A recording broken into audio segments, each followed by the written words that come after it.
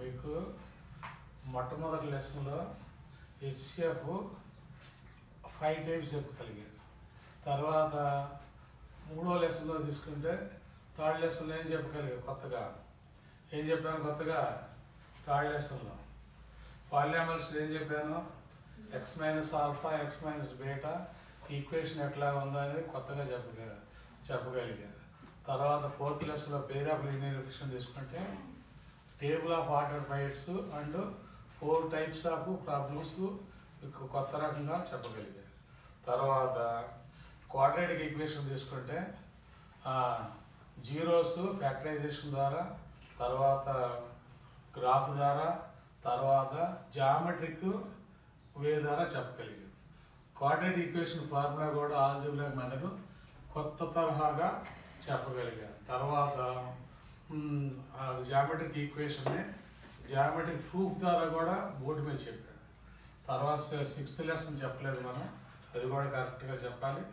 తర్వాత next similar drawing తీసుకుంటే BPT theorem దాని యొక్క ప్రూఫ్ దాన్ని క్రిస్టల్ క్లియర్గా చెప్పగలిగాను.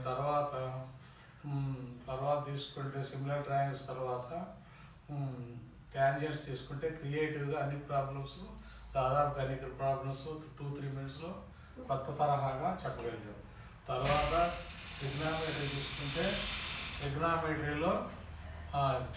రేషియో చెప్పాను, కొత్త పందాలు, తర్వాత రేషియోస్, తర్వాత ఐడెంటిటీస్ కూడా కొత్తగా చెప్పగలిగాం.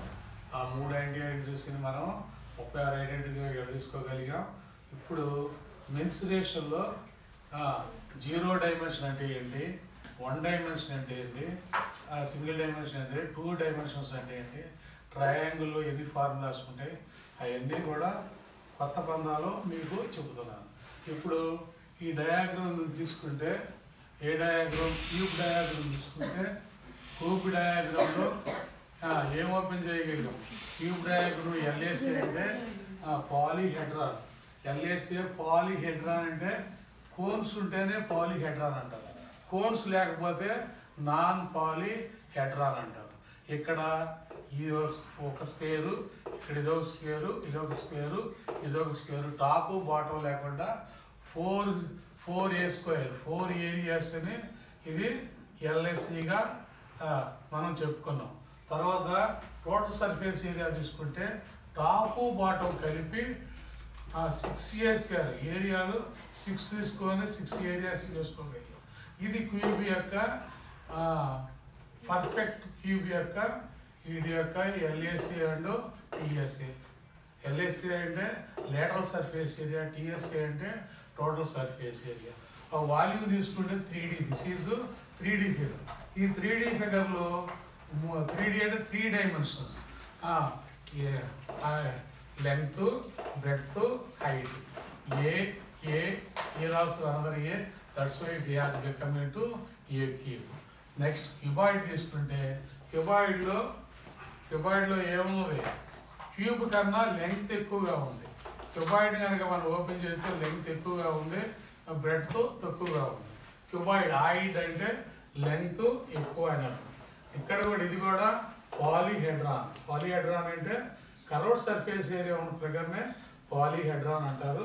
అది ఇక్కడ అందుకని ఎల్ఎస్ఏ వాడారు, సిఎస్ఏ వాడలేదు. ఎల్ఎస్ఏ అంటే lateral surface area.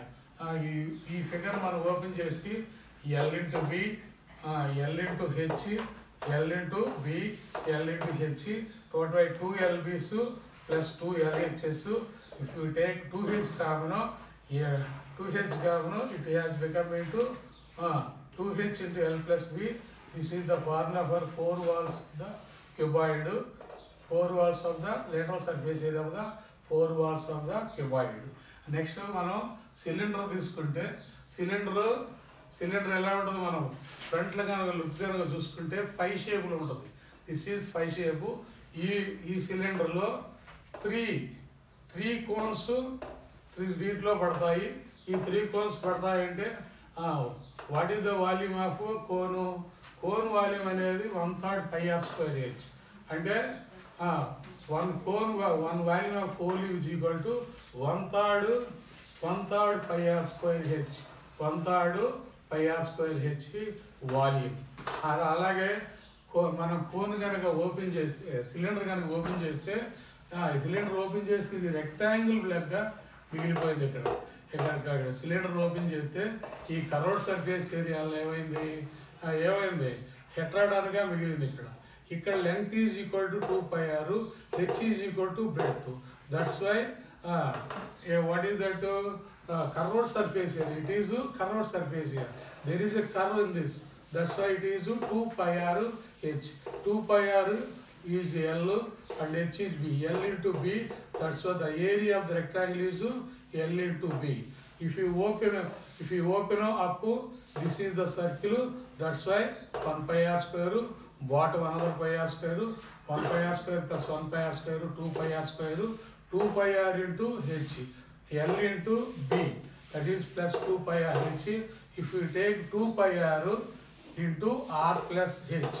If we take common as 2 pi r, we get to 2 pi r into r plus h. In this way, the formula is derived. Next, if we take cone, in this cone, we have seen that the r is equal to one side and h is equal to another side. L is equal to hypotenuse. That's why you use Pythagoras theorem for finding the slant length. That is equal to under root of h square plus r square.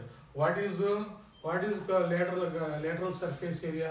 Here, what is the lateral curved surface area or lateral surface? This is curved surface area. Here pi r square. Here is that above pi r square is there. Above pi r square is there, and lateral surface area is pi r l. Pi r square plus pi r is equal to, if we take pi r as common, pi r of r plus l. In this way, total surface area of cone or lateral surface area of the cone. Total surface area. Lateral surface area means if you doesn't count this area, it has become to the lateral surface area. Next, volume of cone. Volume of cone is equal to 1/3 pi r square h. Here there is no 1/3 pi r square. That's why these cones will be put in this cylinder 3. Whereas in the sphere 4 cones will be put in this sphere. That's why 4 into 1/3 into pi r square h. H has become into radius. So the 4 cones into 1/3 pi r square. 1/3 pi r square value of the cones, it has become into 4/3 pi r cube. If we take hemisphere or semisphere or semisphere, here the CSA of the sphere. The sphere above 1 pi r square is a small circle, below another small circle is there, 2 pi r square tells 2 pi r square plus 2 pi r square plus 4 pi r square. Total surface area of the CSA or total surface area of the cylinder is equal to 4 pi r square. If you take hemisphere without lid, the CSA of the hemisphere is equal to how much? 3 pi r square or 2 pi r square. CSA without lid. If you cover it with lid, it has total surface area of the hemisphere, that is 3 pi r square. If we again listen it to here in this sphere, 1 pi r square is above there, another pi r square is below there, middle 2 pi r square is there. Totally these are the total surface area or curved surface area of the figure is 4 pi r square. Here hemisphere, it is very important for the examination, board examination. If you cover it lid, that total surface area is equal to 3 pi r square. Without lid area, that is 2 pi r square. This is the lesson which I have taught you for derivation of all these problems, which are very useful for the doing the problems in mensuration lesson.